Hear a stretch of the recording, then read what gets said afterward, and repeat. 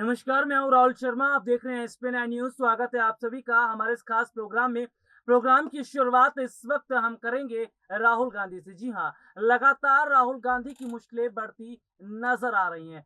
जिस तरह से नेशनल हेराल्ड केस में राहुल गांधी समेत सोनिया गांधी पर शिकंजा कसा जा रहा है, ऐसे में माना जा रहा है कि क्या आने वाले वक्त में राहुल और सोनिया को जेल हो सकती है। हालांकि 2 दिन से राहुल गांधी से लगातार पूछताछ देखने को मिल रही है और ईडी के अधिकारी लगातार राहुल गांधी से कई कई घंटों तक पूछताछ कर रहे हैं। ऐसे में सवाल ये खड़ा हो रहा है कि क्या जानबूझकर राहुल गांधी को परेशान किया जा रहा है या फिर वाकई नेशनल हेराल्ड केस में राहुल गांधी और सोनिया गांधी ने कोई बड़ा घपला किया है। दरअसल सीधे सीधे तौर पर देखा जा रहा है कि मौजूदा समय के अंदर, जी हाँ, जिस तरह से कांग्रेस कार्यकर्ताओं का यह मानना है कि सत्ता पक्ष अपना दबदबा बनाने की कोशिश कर रही है, सत्ता पक्ष अपनी पावर का गलत इस्तेमाल कर रही है और गांधी परिवार को बेवजह परेशान किया जा रहा है। दरअसल नेशनल हेराल्ड केस का मामला आज का नहीं है, 2013 से चला आ रहा और सीधे तौर पर बीजेपी के दिग्गज नेता और वकील सुब्रमण्यम स्वामी ने इस मामले को कोर्ट में डाला था। दरअसल देखने को मिला है कि राहुल गांधी और सोनिया गांधी के बहुत बड़े शेयर हैं और ये भी माना गया है कि राहुल गांधी और सोनिया गांधी के बैंक अकाउंट से बड़ी और मोटी रकम भी एक दूसरी जगह ट्रांसफर की गई है। ऐसे में ईडी के अधिकारी ये सवाल पूछ रहे हैं कि राहुल गांधी ने एजेल के कितने शेयर को खरीदा है और किस हद तक शेयर को खरीदा है और कितने पर इसको बेचा है। तो पूरा मामला शेयर पर दिखता नजर आ रहा है और फिलहाल राहुल गांधी से जिस तरह ईडी पूछताछ कर रही है, ये बात कांग्रेसी नेताओं को पसंद नहीं आ रही। माना जा रहा है कि कांग्रेसी नेताओं ने खुलकर मोदी सरकार के खिलाफ सड़कों पर हल्ला बोला। इसके साथ ही ये भी देखा जा रहा है कि कांग्रेसी नेताओं का ये मानना है कि राहुल गांधी को जब तक परेशान किया जाएगा तब तक वो सड़कों पर प्रदर्शन करते रहेंगे। हालांकि कांग्रेस पार्टी का ये कहना है कि वो सच के साथ खड़े हैं। रणदीप सुरजेवाला हो, पवन खेड़ा हो, सचिन पायलट हो या फिर हरीश रावत हो या और सीएम भूपेश बघेल हो, तमाम ऐसे नेता जो लगातार सड़कों पर उतरे, उन्होंने राहुल गांधी का जमकर समर्थन भी किया और ये भी कहा कि अगर बीजेपी झूठी है तो दूध का दूध और पानी का पानी हो जाएगा। तो सीधे सीधे तौर पर यहाँ पर माना जा रहा है कि कांग्रेस पार्टी का मानना है कि गांधी परिवार हमेशा सच्चाई की बात करता रहा है, कांग्रेस पार्टी हमेशा सच्चाई की बात करती रही है और सच बोलती रहेगी। तो फिलहाल ये देखा जा रहा है कि राहुल गांधी से 1 घंटे, 2 घंटे, 3 घंटे नहीं बल्कि 4-4 घंटे तक पूछताछ हो रही है। जी हाँ, 2 दिनों से लगातार देखने को मिला और सीधे तौर पर कांग्रेस कार्यकर्ताओं के साथ जिस तरह की बदसलूकी पुलिस ने की है, तो क्या सवाल ये खड़ा होता है कि लोकतंत्र में आज किसी को अपनी आवाज उठाने का हक नहीं। सवाल ये भी खड़ा होता है कि क्या लोकतंत्र में अपनी आवाज को बुलंद करना गैर कानूनी है। दरअसल कांग्रेस पार्टी कार्यकर्ताओं ने सरकार से ये परमिशन मांगी थी कि उन्हें सड़कों पर प्रदर्शन करने दिया जाए। हालांकि सीधे सीधे तौर पर देखने को मिला कि बीजेपी ने परमिशन नहीं दी, लेकिन कांग्रेस पार्टी के नेता जिस तरह से सड़कों पर प्रदर्शन कर रहे हैं, ये देखकर पुलिस ने बलपूर्वक उन्हें घसीटने की कोशिश की और यहाँ पर देखने को भी मिला कि महिलाओं के साथ भी, जी हाँ, बदसलूकी की गई।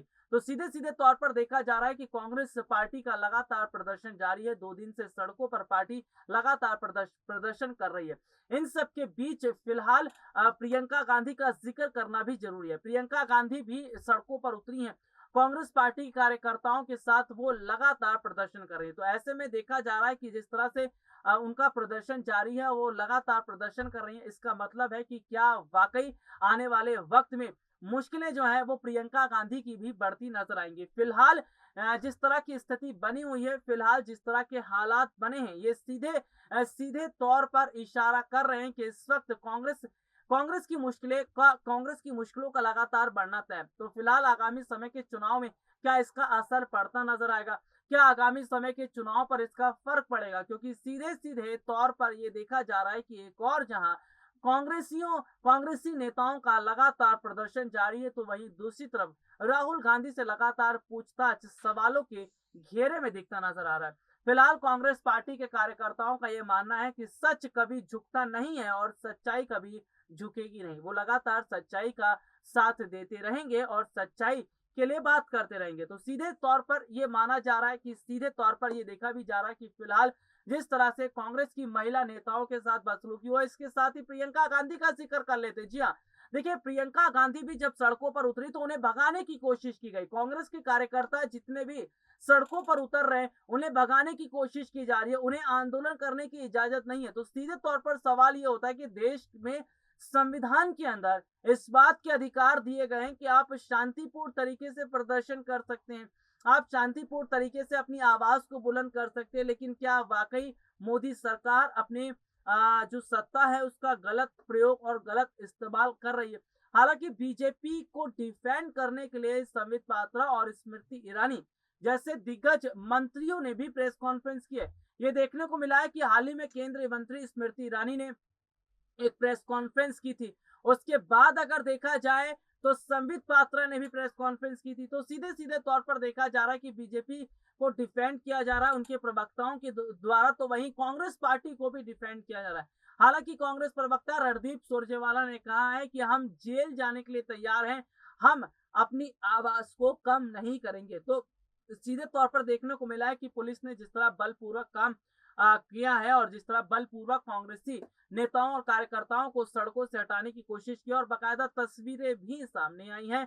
तस्वीरें और वीडियोस लगातार वो सामने आते नजर आ रहे हैं और सीधे सीधे तौर पर देखा जा रहा है किस तरह से जो पुलिस है वो कांग्रेसी कार्यकर्ताओं को सड़कों पर घसीट रही है, किस तरह से कांग्रेसी कार्यकर्ताओं को परेशान किया जा रहा है। तो कहीं ना कहीं ये माना जा रहा है कि शायद बहुत ज्यादा मुश्किलें हैं वो कांग्रेस को अब उठानी पड़ सकती है। हालांकि इसका चुनाव पर कितना असर पड़ेगा या चुनावों में कितनी कांग्रेस के लिए मुश्किलें खड़ी होंगी, ये तो चुनाव के वक्त ही पता चल पाएंगे। लेकिन ऐसे में देखा जा रहा है कि बीजेपी लगातार विपक्ष को कमजोर करने की कोशिश कर रही है, बीजेपी लगातार कांग्रेस पार्टी को कमजोर करने की कोशिश कर रही है। लेकिन काफी महीनों के बाद, काफी वक्त के बाद एक साथ कांग्रेसी नेताओं का सड़कों पर उतरना, एक साथ कांग्रेसी नेताओं का सड़कों पर आकर प्रदर्शन करना, यह बताता है कि कांग्रेस के यही नेता अगर इसी तरह से कांग्रेस पार्टी के नेता सड़कों पर उतरकर प्रदर्शन करते रहेंगे तो कांग्रेस में जान फूंकने का काम कर देंगे।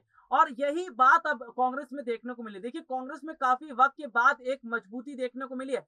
कांग्रेस पार्टी के नेताओं का लगातार सड़कों पर उतरकर प्रदर्शन करना यह बता रहा है कि कांग्रेस आने वाले वक्त में अगर इसी तरह से अपनी आवाज को बुलंद करती रही तो जनता के बीच अटेंशन लाने में कोशिश जो है वो कामयाब हो पाएगी। जी हाँ, ये वही कांग्रेस पार्टी जिसने देश में 70 साल राज किया। 70 साल राज करते हुए सीधे सीधे तौर पर देखने को मिला है कि बहुत बड़े हद तक बदलाव होता नजर आया, बहुत बड़े हद तक चीजें बदलती नजर आई है। तो कहीं ना कहीं ये माना जा रहा है कि कांग्रेस पार्टी के लिए आज जो स्थिति बनी हुई है, कांग्रेस पार्टी के लिए आज जो वो माहौल बना हुआ, वो सीधे तौर पर ये बता रहा है कि कांग्रेस पार्टी के नेताओं को अब अपने दफ्तर से बाहर निकलना पड़ेगा, इसी तरह से प्रदर्शन करना पड़ेगा। और इसी तरह से अगर वो प्रदर्शन करते हैं तो शायद कांग्रेस के लिए अच्छी बात रहेगी और कांग्रेस के बीच जनता में भी एक अलग माहौल देखने को मिलेगा। आज के लिए इतना ही, आपसे फिर दोबारा मुलाकात होगी, तब तक के लिए इजाजत दीजिए, नमस्कार।